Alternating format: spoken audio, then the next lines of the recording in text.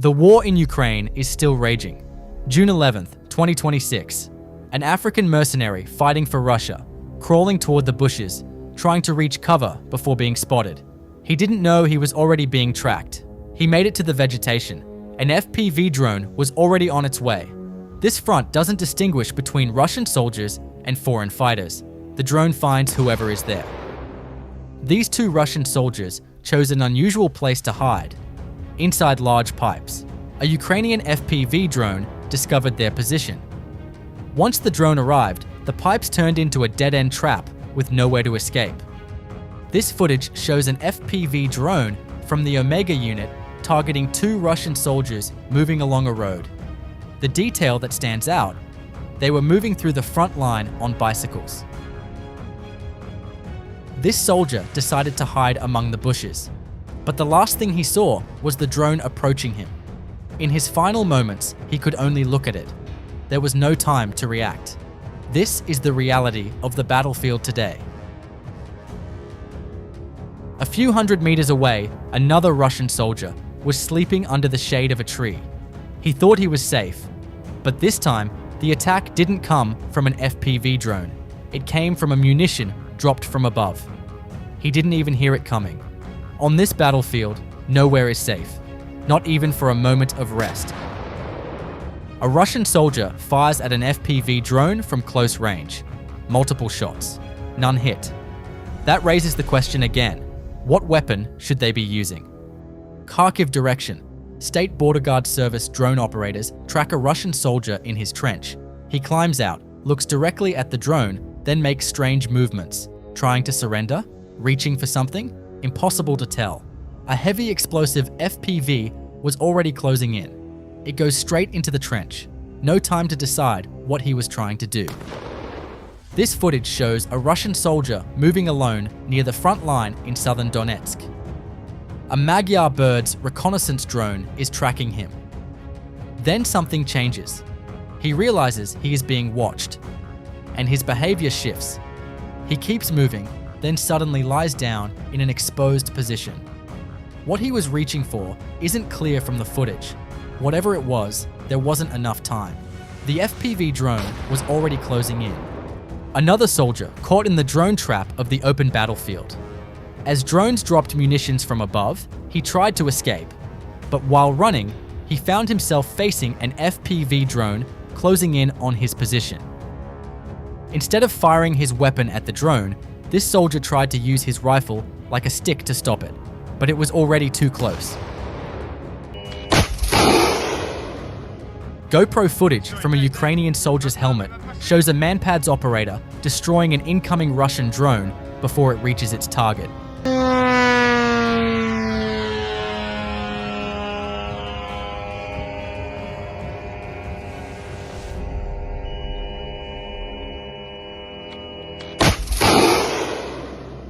Direct hit. The drone that was heading toward Ukrainian positions never arrives. This Russian soldier thought the darkness would protect him, moving at night, believing the drone couldn't see him. He was wrong. Night vision systems don't need light, and the drone was already tracking every step. There is no safe hour on this front. These two soldiers had stopped for a break in a completely exposed area and were eating. They had no time to understand what was happening before the attack began. Neither of them managed to escape.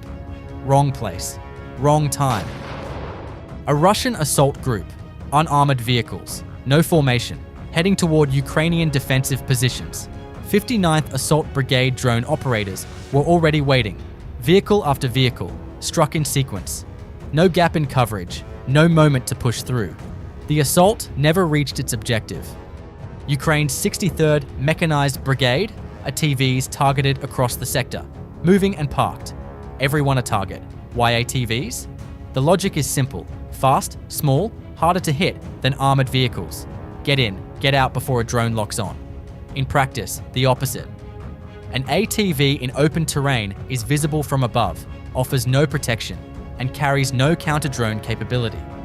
Speed doesn't help when the drone is already higher and already watching.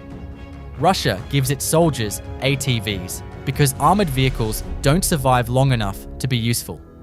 The ATV is the adaptation, and it's failing for the same reason everything else fails here. Pokrovsk direction. SBU Alpha, a fiber-optic FPV drone moving slowly through the tree line. The operator knows exactly what to look for. These dense patches of vegetation, this is where they hide. Every pass is deliberate. Every movement of grass could mean something. Nothing. Keep scanning. Then, there, under a tree, pressed into the vegetation, completely still, hoping the drone passes. It doesn't. 70 kilometers behind the front line. Russian soldiers waiting for a fuel delivery, relaxed, in shorts and sandals, completely off guard. 422nd Unmanned Systems Regiment already watching. The fuel never arrived. Instead, a drone strike. This is what 70 kilometers from the front line looks like in 2026. Not a safe rear area, not a place to relax. Every fuel stop, every generator running in the background, a potential target. The batteries won't be charged, the generators won't run, the drones won't launch. When soldiers 70 kilometers from the front are struck while waiting for fuel in shorts and sandals, where does Russia's safe rear area actually begin? Watch what's happening across this front.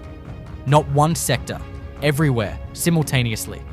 Russian forces can no longer advance in any meaningful formation. Every move generates a drone response. The drone density on this front has made offensive action nearly impossible. This is the new reality of this war.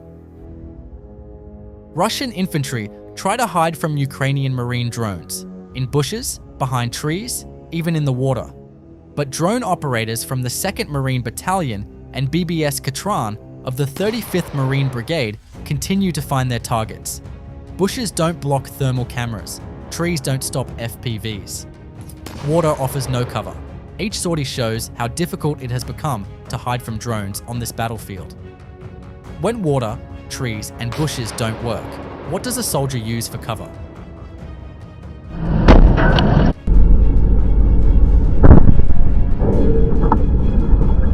One of the most intense moments on the front line. Ukrainian soldiers returning to their positions were repeatedly targeted by Russian drones.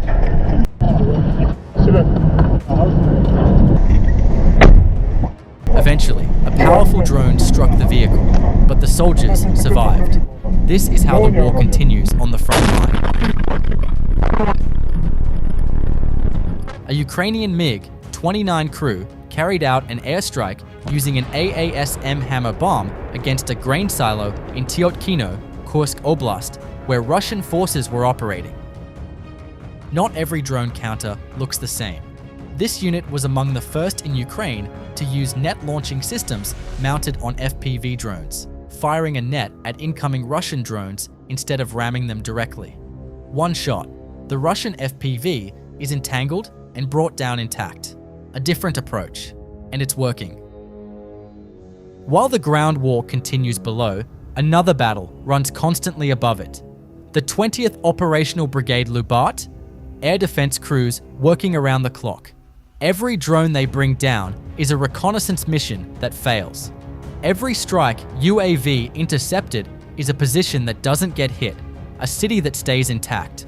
The sky above this front is contested. Lubat is making sure it stays that way. The Armyansk Bridge and crossings over the North Crimean Canal struck by Ukrainian drones. These crossings are critical logistics arteries connecting Crimea to the Russian mainland. Strike them, and supplies stop moving. A group of trucks caught in the same operation also hit. Crimea is getting more isolated by the day.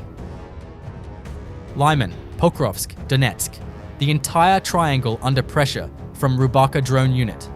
One day, hundreds of FPV drones, tanks, vans, APCs, motorcycles, moving and stationary. It didn't matter. Every vehicle that entered the sector became a target. The operation ran for hours. Dozens of vehicles confirmed destroyed by the end of it. This is what drone saturation at scale looks like. Not individual strikes. A systematic sweep of an entire operational triangle, vehicle by vehicle, until nothing functional was left.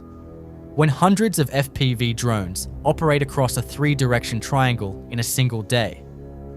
Is there any vehicle movement left that Russian forces can consider safe? 2 air defense systems destroyed, a Tor and a Buk M3. 3 power substations hit across Melitopol, Zolote, and Debaltseve. Fuel tankers, a tugboat, a command post, and personnel concentrations, all struck in the same night. Every air defense system destroyed opens another gap in Russia's coverage, another corridor that Ukrainian drones and aircraft can use freely. Every substation hit is a region that goes darker. One night, the entire depth of Russian-held territory under pressure simultaneously. June 11, 2026, day 1568 of this war. And the front never slows down. 251 combat engagements recorded over the past day, with the heaviest fighting continuing in the Pokrovsk direction. Russian total losses have now crossed 1,378,820 personnel, with 1,310 casualties in the last 24 hours alone. Overnight, Russia launched 221 drones against Ukraine. Air defense intercepted 195 of them.